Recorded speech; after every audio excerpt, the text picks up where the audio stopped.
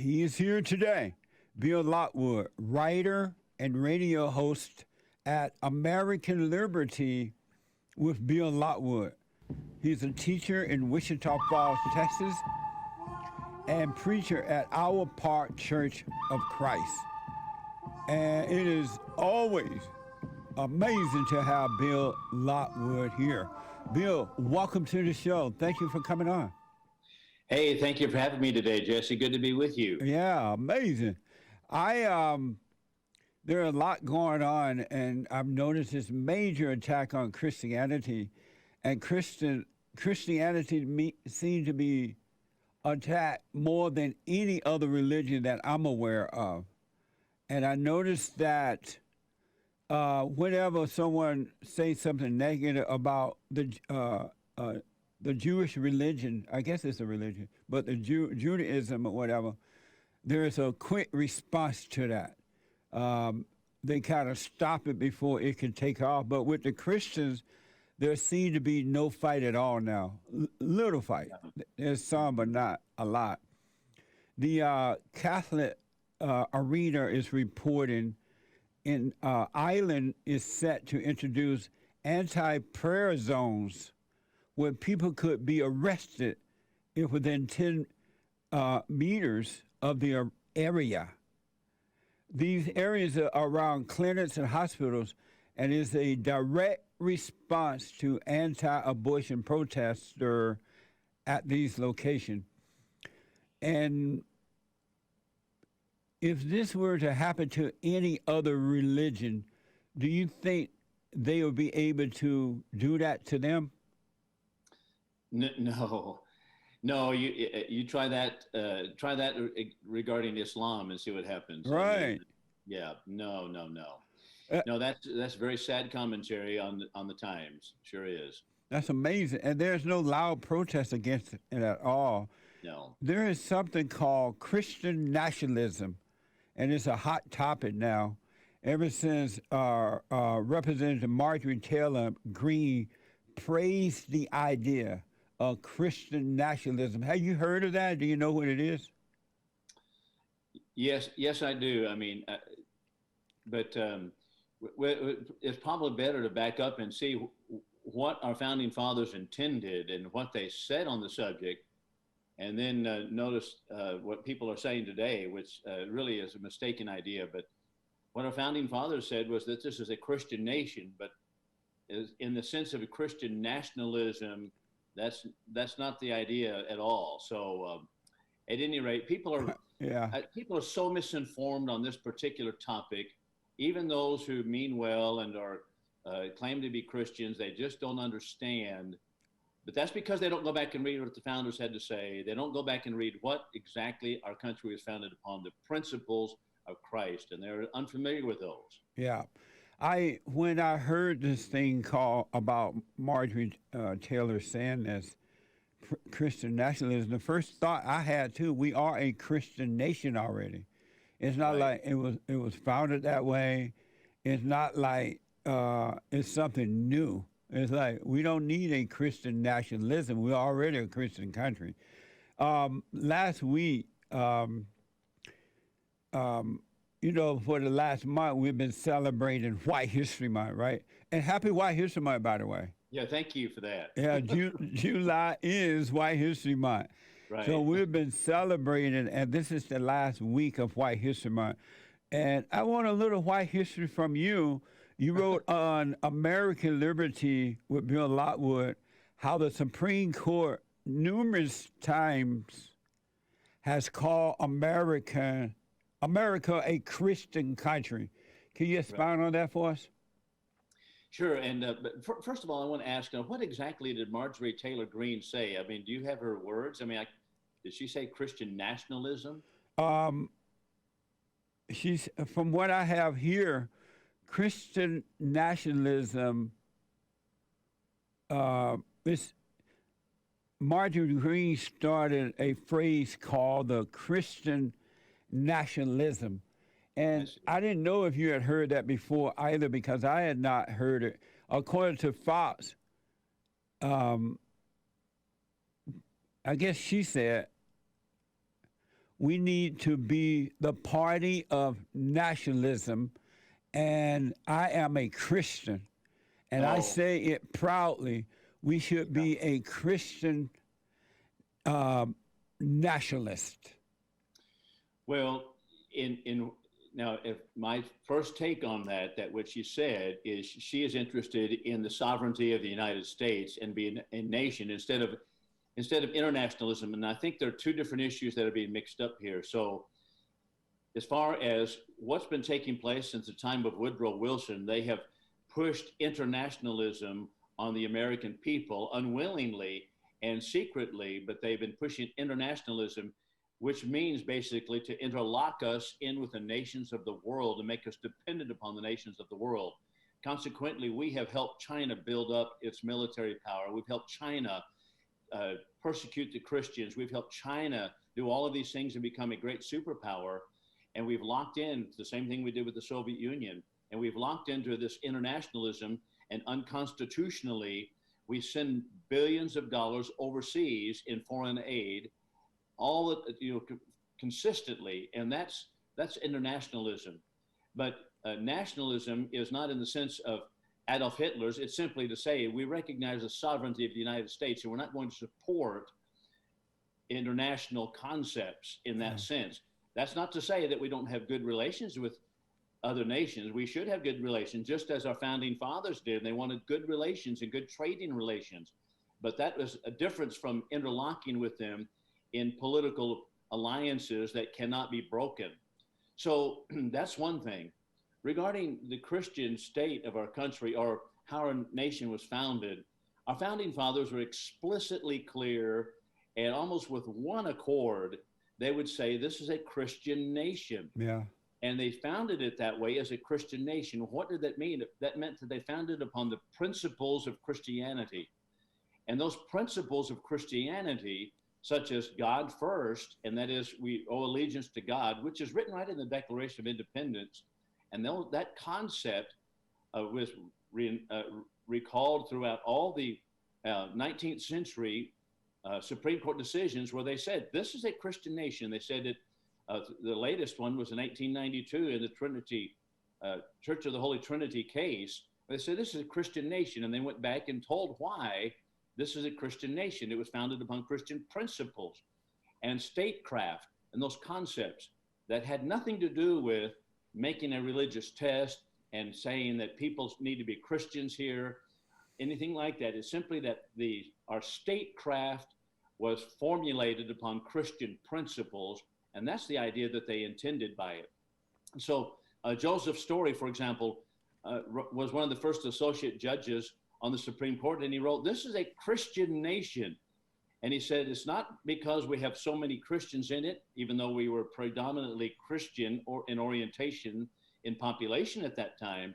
But he said simply, we are a Christian nation. Anybody who wanted to eradicate Christianity out of our culture would have received universal disapprobation. And that was the constant refrain. Roger Sherman, who signed both the Declaration of Independence, the Constitution, said, it was founded upon Christianity as I understood it. And over and again, those statements can be made. That's why we have, for example, on the Supreme Court building, a picture of Moses, or a relief of Moses carved into it, holding the Ten Commandments. And a lot of state symbols were made with Christian symbols, such as the Bible or crosses. And that's the concept. So there's such a big mistake on that. But we were founded as a Christian nation.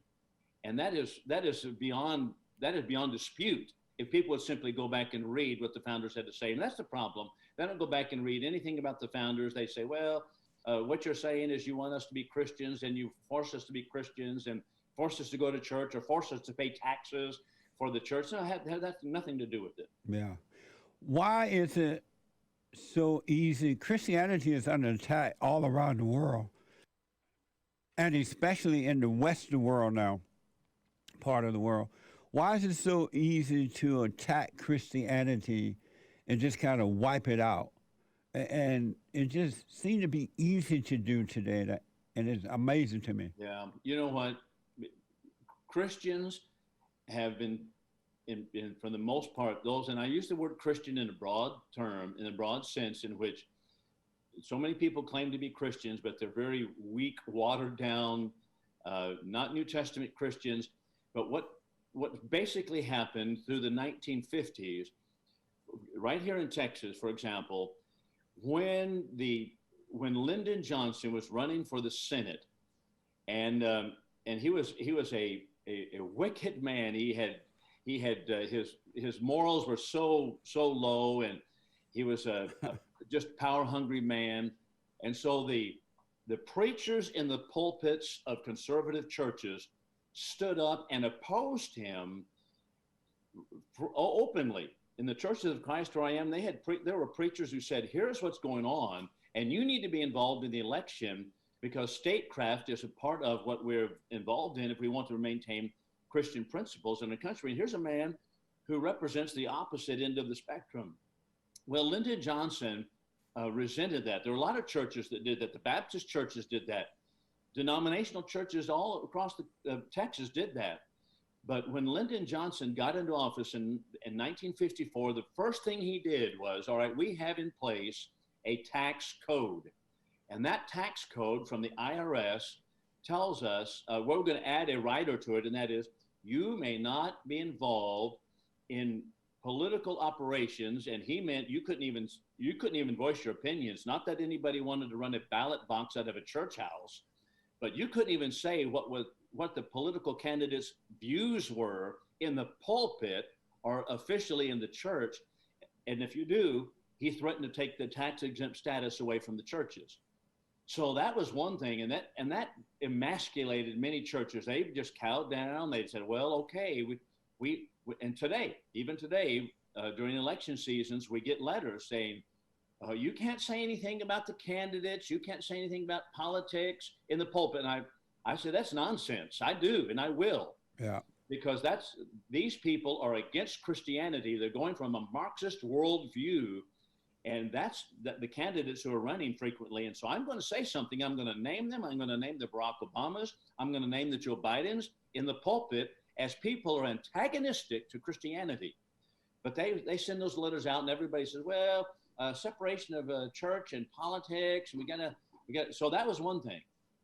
And another thing is, through the United Nations, many denominations were emasculated by joining in the United Nations movement, and they became part of the United Religions, and everybody's going to be pat each other on the back, and we're going to be a big brotherhood, whether you're a Muslim, a Hindu, or whether you read the Vedas, or whether you read the Bible. We're all going to be part of one big family, and we're not going to be criticizing one another at all. And that's what's going on in the United Religions through the United Nations. So today, the National Council of Churches, taken over by these socialists back a century ago, men such as Harry Ward, took over and started the National Council of Churches. And that was basically to emasculate the doctrine of the churches and to socialize them. And so today, on the NCC website, you can read, it looks like a socialistic screed. So I think that's interesting. They don't want you to be involved in politics, but that's all that the NCC website is. We want to promote, for example, the welfare system. And if you're against the welfare system, then you're against Christianity and all that kind of nonsense. Yeah. And that just goes, or if you're not going to support the green movement that Joe Biden has, then you are against Christianity. What's all that? That's all politics. But see, it only works one way. Amazing. So many conservative churches, they're just afraid to speak up, and people have become very, very cowardly. When you say that Christians today are not New Testament Christian, what do you mean by that? Well, Christianity is used in a very broad sense. The New Testament is very, very simple about becoming a New Testament Christian. So if you go back to the book of Acts and read, okay, number one, what did they do to become Christians? Well, they had faith. They were commanded to repent and be baptized, every one of you, in the name of Jesus Christ for the remission of sins. They did not join a denomination. There were no denominations. Yeah. None in the first century. 0 denominations. How did denominationalism, Protestantism come about? Well, it came about in the Reformation movement after Catholicism had crushed the Christianity through the centuries, and people began to pull out of it. They began to form denominations, whether it be Baptist, Catholic, well, Catholic was already there, Baptist, Methodist, Presbyterian. They formed these denominations, denominational groups. And they said, well, we can be Christians, but you're going to subscribe to the Presbyterian Constitution, for example. And you can be a Christian over here, and you have to subscribe to the Baptist Statement of Faith. So denominationalism, not in the New Testament, and no one can deny that. In the New Testament, there were no denominations. And so when I say New Testament Christianity, I say let's go back to the pure stream, that is the artesian well that comes out of the New Testament, strip ourselves of denominational affiliations, and be simply and solely New Testament Christians. And that's what I mean. I love that. You're absolutely right. I definitely agree with that. I noticed that a lot of Christians don't seem to know about the New Testament. It's like they're still stuck kind of in the Old Testament, and they don't realize how important and what the New Testament is all about. So, well, that's true. So in Colossians chapter 2, he tells us very plainly that the Old Testament law was nailed to the cross. Let no man therefore judge you in meat, drink, feast day, new moon, or a Sabbath day. And that was all a shadow of things to come. yeah. We have a new law in Christ, according to Hebrews chapter 9, as well as chapter 8. We have a new law in Jesus Christ, and that law is the New Testament code. So as far as following Old Testament codified laws of the law of Moses, Christians are not bound by that. But that all was preparatory to Jesus Christ. And so to be a New Testament Christian, that's why we call it a New Testament. It's a new Testament that Jesus Christ gave us, Hebrews 9, verses 15 through 17. So that's what a New Testament Christian is. Right on. That's amazing. Bill, I want to ask you about the difference between awake versus woke. I hear that a lot. And yeah. What is the difference? What is that all about? Well, Jesse, thank you for asking. So I am right now doing a series of sermons called Awake, Not Woke, and I base it on a book the title of it and some of the structures of the ideas by a book by Noel Merring. And she is in a think tank in Washington, D.C., and she wrote a book called Awake, Not Woke. But basically, being awake, the Bible teaches us to be awake to soberness righteously and sin not. Ephesians 5 and 14, that we are to be awake. That is, Christians are to awaken to what's taking place in the world. Awake, thou that sleepest, and arise from the dead, and Christ shall shine upon thee. That's Ephesians 5 and 14. So awake, that is, you be alert to what's taking place in our country, or alert to what's taking place in that day would be in those countries. But many Christians fall asleep at the wheel and are very lethargic and would rather go to the ball field and would rather watch television or would rather go to the movies and hang out with their friends at different places, the casino, and instead of knowing what the Bible teaches. And so we've become almost like Facebook Christians. I like this passage, I put it up, and that's the passage that sounds really good to me. And we don't even know the context of it. We don't know what the Bible teaches, generally speaking, frequently, not all of us, but that's kind of the tendency anymore, to be like a Facebook Christian. And we only know snippets of the Bible. So to be awake is to be alert to what's going on. So the woke movement is really Marxism, is what it is. So Marxism, as you know, Karl Marx, we've talked about that before, and people are familiar with that. He began with, number one, atheism. That was his ground starting point, and he raged against Christians. He raged against the Bible. He hated God. And Paul Kengor, he was a professor, had written several books on it. He wrote one called The Devil and Karl Marx, and it's just a powerful book about how he raged against God. And that was the basis of all of his worldview. Karl Marx was a materialist. And so the materialism, that is the only thing that exists, the material things, material causes, he called himself a scientific socialist. And so Karl Marx's movement kind of stalled in the 1950s and 60s, and then it was reformed by college professors in the 1960s in America. And what happened was that they reformulated it. Instead of the business owners versus the workers, the proletariat and the bourgeoisie, they made it all race based. So race based and gender based. So wokeism means to be hypersensitive to layers of oppression in society.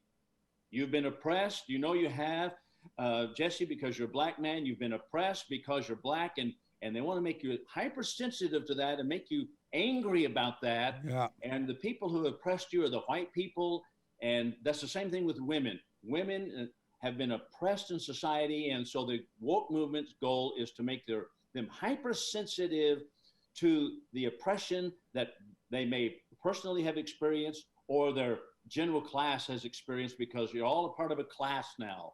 So you're part of a black group, you're part of a white group. Yeah. We talk about black people, white people, instead of simply Christians, where in Christ we're not black or white, and we're not Jew or Gentile, we're not circumcised or uncircumcision, but Christ is all and in all. But we just throw that out. And wokeism is to make all these groups hypersensitive to the supposed oppressions that people have caused. And so it fractures society, breaks us down, and makes us disregard what the Bible teaches. Yeah, I noticed the same thing happening with this so-called abortion movement now. A lot of young women and men are involved in that, and it's like a religion to them. Yeah, And so I'm thinking that they're going to become like a victim group after a while. They're going to have their own victim group eventually, because so many young people are involved in that movement now. You know, just think what would have happened if the Apostle Paul had been exposed to the woke ideology. He's in prison in Rome, and he's writing letters such as the book of Philippians and other prison letters that writes Philemon and so forth in Colossians. And he writes these books. And if he had been exposed to this wokeism, he would have said, you know, I've been persecuted because I'm a Jew. And that was true. And said, because I'm a Jew. And so we've got to have woke sessions. We've got to have sessions where we all come together and speak about it and talk about it and express our feelings about being persecuted as a Jew, and how there's anti-Semitism in the Roman Empire. And our goal is now to bring power back to the Jewish movement against Rome, and cause everybody that's even a Jew or have been associated with Judaism to be involved in this woke movement. And so they're going to have all these consciousness raising sessions. So Paul in prison will have Timothy sitting there. Instead of ready to go out and preach the gospel, we're going to have consciousness raising session. You know, Timothy, when we came to Derbe, we had to have you circumcised so you go into a Jewish synagogue. And that was oppression to you. So that was oppression because you were born of a Jewish mother and a Gentile father, and you came from a mixed background. So there's oppression to you from the Jews. And so everybody is oppressed, and we've got to make everybody angry about it. And that's what Paul would have been doing. Same thing with the abortion movement. And regarding abortion, look, this is so simple. The abortionists and those pro-abortionists, they're pro-death. They ignore simple science. Isn't it interesting that the left talks about science? We want to be the culture of science and the party of science, and the Democrats. No, they're not science. Science, medical science is very clear. Life begins at conception, and they're taking lives away. They're murdering lives in the womb is what's taking place. And I realize a lot of young people don't understand that, because they've gone through these governmental schools, universities, and they've been brainwashed to believe that it's not a baby, it's not life, it's okay. And they're out there just repeating what they've been taught without pulling away to see, well, what do I think about it? Is it true or not? There seems to be no individuality. Like, people don't seem to think for themselves anymore. They look to these people to tell them how to think and what to say and when to say it and how to act. We have lost that for some reason. Yeah, that is an excellent point. The entire woke movement is not about reasoning, debating, discussing. It's about power. It's about it's about aggrandizing powerful movement in society to crush the opposition. It's not about discussing and coming to some kind of rational conclusion. Rationality is out, power is in. And it's the same thing regarding the abortionists. They're all about power. They're not about thinking. They're not about science. They're not about medicine. They're not about debating. They're not about reasoning. They're about the other. And that's exactly what's taking place in our society. Just as you said, it's very, very sad to see that that's what's going on. But many of the pro-abortionists, this is interesting too, Jesse. Many of the Bill, can you pro-abortionists, hold that thought? Let me take a Sure. quick break and we'll come back and Yeah. finish that. Don't forget that thought. Talking with my friend and one of the most smartest white man on this side of heaven. Happy White History Month, by the way. You can find Bill Lockwood at American Liberty with BillLockwood.com. And before he leaves this morning, I'll let him give out other information as well. American Liberty with Bill Lockwood, 888-77-53773. Bill, you were saying just before the break. Well, I was mentioning regarding abortion. So the left basically has a materialistic worldview, just as Karl Marx did, and that is that material causes are the sole cause of all of our actions, all of our thoughts, everything. And there's no spirit in a man. Anti-God, anti-religion, anti-Christianity. And so if everything's materialistic in its base, that means that there is no more value to a human being than to an animal. Yeah. What would confer value upon anything? And so many of these abortionists and pro-abortionist professors and doctors now are even coming out, and they've said it for years and years, but kind of behind closed doors. I mean, there was an Australian doctor who said years ago, we ought to allow mothers to have children and up to 2 years old to kill the child if they decide we can't support it. And that's, so then we've seen in New York within the last couple of years, they were going to abort children even to the moment of birth. Yeah. And it's just very, very sad. But the point I'm making is there's more and more abortionists and pro-abortionist individuals who are coming out on the same exact note. And that is to say, you know what? You might be able to exterminate a child after it's born, because after all, what is it that makes it a valuable human? Well, if it's not at conception, what point is it? I mean, they're confused on the subject. They don't have any answers on it. There's no clear-cut answer. So some of them are suggesting even after the child is born, exterminate the child if you don't want it. That's pretty sad. It is. And the same thing is now happening with the climate movement, whatever they call that, green movement, climate movement. There's like a big rush to bring it in. They're attacking the farmers now. They're attacking everything to bring it. It's like another crazy movement is happening really fast. And they're calling it the climate change, the green movement, something dumb. And a lot of people seem to be falling for that as well. You're exactly right. It's very, very troubling. Yeah. So the climate so-called crisis has been piped by the United Nations and all of its emissaries since the early 1960s and 70s, even earlier than that. They were talking about the climate. At that time, it was global cooling, and it was and it said, okay, we got climate change, you got the ice age coming. And so when I was in high school, that's what it was all about. It was all global cooling. But that was all driven by the United Nations and the mainstream media, who are their lackeys. And the whole point was to shut down the American economy in order to serve the environment. And as a matter of fact, so they even talk about climate justice now. America has been unjust to the nations of the world because we have had an industrial complex that has been exploded in growth and caused the greatest wealth in the world's history. But that's been a climate sin.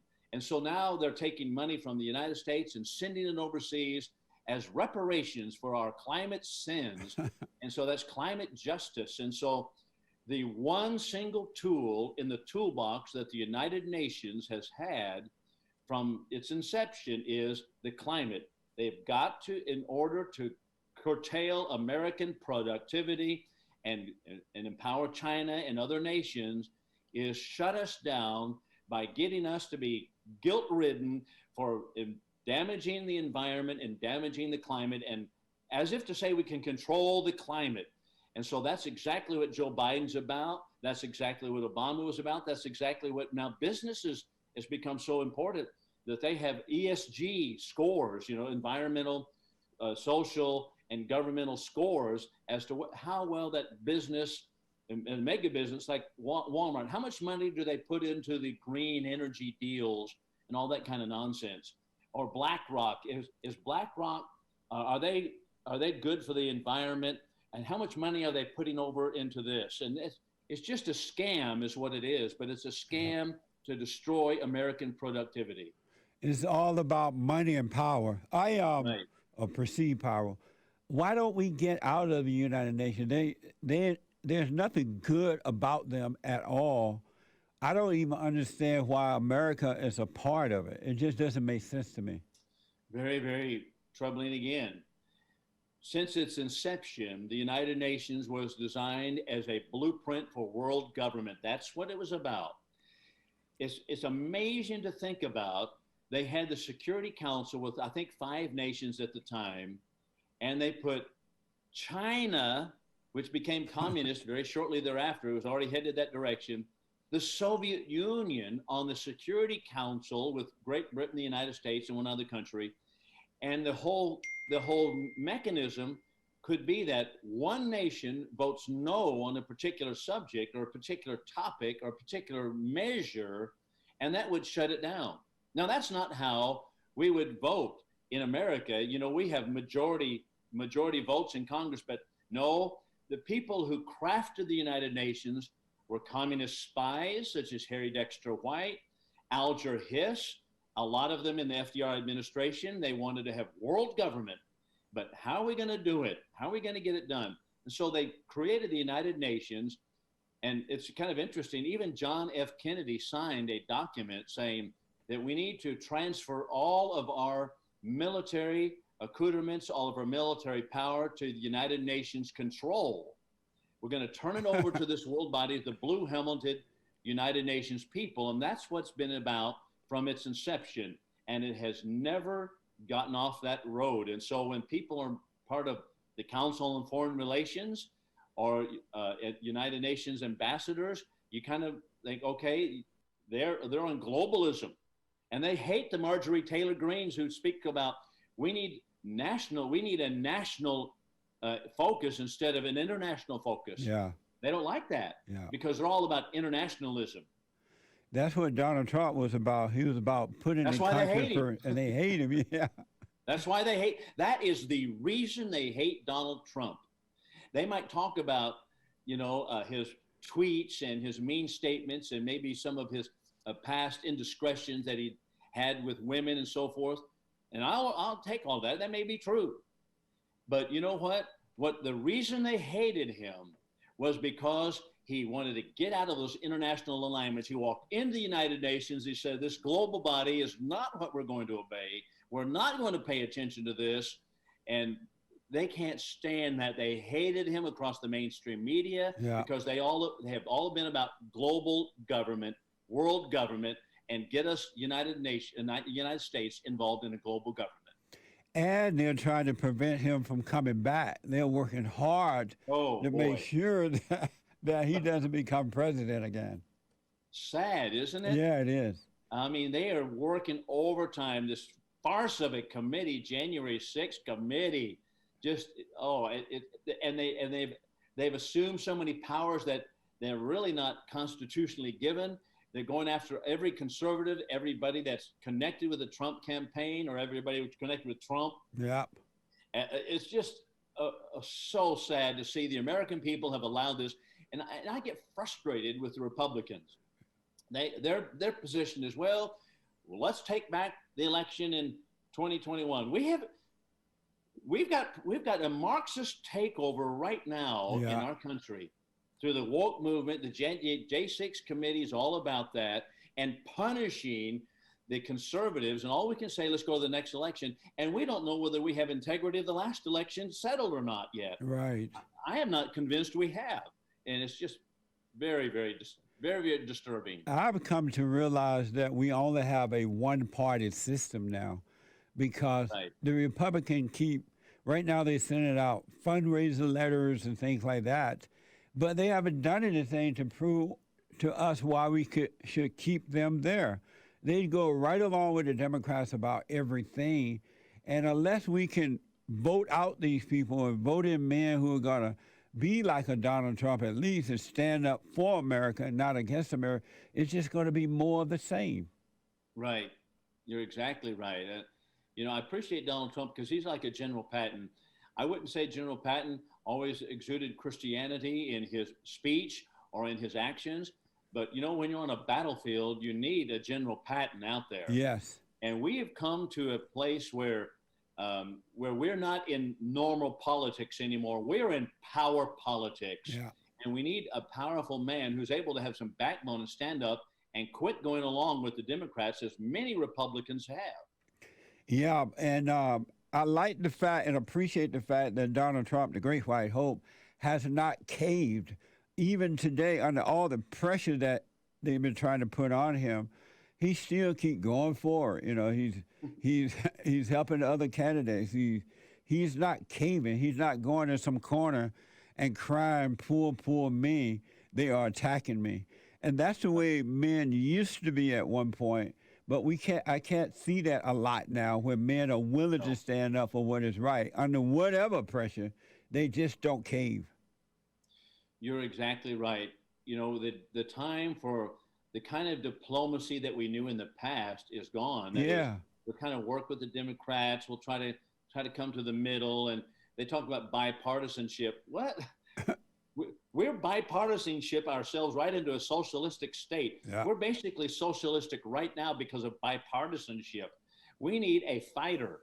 And as much as I like Mike Pence and his Christian principles that he operates by, he's not a fighter like Donald Trump. No.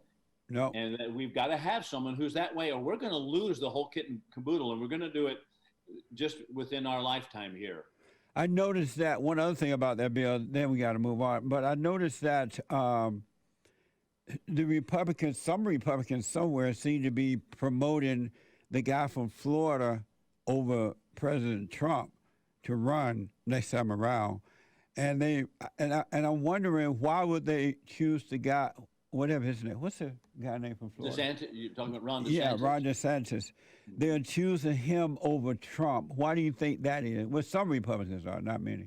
Well, Ron DeSantis has a lot of good things to him, and I appreciate it. He is a fighter himself, and he's taken on big tech. He's taken on the Democratic establishment. He's taken on all of these the woke movement. I mean, when you take on Disneyland, you're pretty strong, and so I do like Ron DeSantis. Yeah, I like him too. I totally like what he's doing. I like him, but it just doesn't seem to be he's going to be able to clean up this mess as Donald Trump would. Well, that may be the truth, and I think that some people opt for Ron DeSantis because they say, well, Donald Trump is too abrasive. He's too unliked by too many people. And my response is, well, the media controls the minds of most of the American people. Yeah.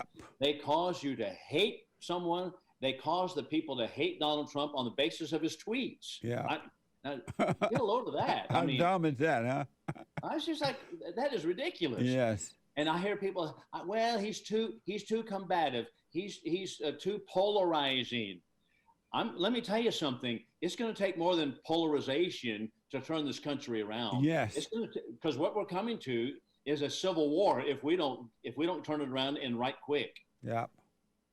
And so, do you? I know you don't know for sure, but who you think can handle that better for now, Trump or uh, Sentes, whatever his name DeSantis. is? You know, DeSantis. I think Trump obviously is. I think Trump is the man who needs to be back in there. Yeah, I agree. I think he needs to be back in there. I think we need to support him. I think we need a fighter. People may not like his tweets. People may not like General Patton either, how he talked to his soldiers. And they may not like the way he cleans house. But I think he needs to be back in there. I like all those things about him. That he can tweet what he wants, he can say what he wants, he can, and yet get the job done. I don't care about what he says. I just want him to do what it takes to make the country, to put America first. I want to ask you this: does the United Nations have a military, like an army? Well, it does. You know, they have people who have from different countries. They're actually under the command of United Nations leaders and United Nations control. And so they wear blue helmets. They go around. I mean, it's been that way for a long time. For example, in the 1960s, they were in the Congo and they had atrocities from the United Nations Army that were supplied by other nations. But they did have an army even through the 1960s. And they don't have necessarily a standing army in the sense that we think of it, like a particular bases that they have. But they actually utilize and put under their control armies from different nations and line them up to swear allegiances to the United Nations instead. So they put blue helmets on, they wear the global flag, and they do the behest of the world leaders. And the head of the United Nations, by the way, came from the Socialist International, Antonio Guterres. He was a socialist, a world-class socialist, and he's the head of all of that. And that's what we put soldiers under his command. I noticed that. I thought I had seen before, heard that they had a military, but I've never heard an army. But I never heard of them solving any wars. They don't seem to. They have not solved a war at all that I'm aware of. But No. they weren't around pretending to be a military. They pretend to be an army. But they don't do anything though. We have been at war ever since the United Nations was formed. Every single year Yeah. of my life, we have been at war. Now, people say, well, what do you mean? Well, think about, for example, North Korea. North Korea, we're technically still at war with North Korea. We've only signed a temporary truce. And so we still have soldiers over there supposedly watching the demilitarized zone, 38th parallel. But so we're still technically at war with North Korea. We've been at war, and we have never once declared war. Isn't that amazing? Yeah.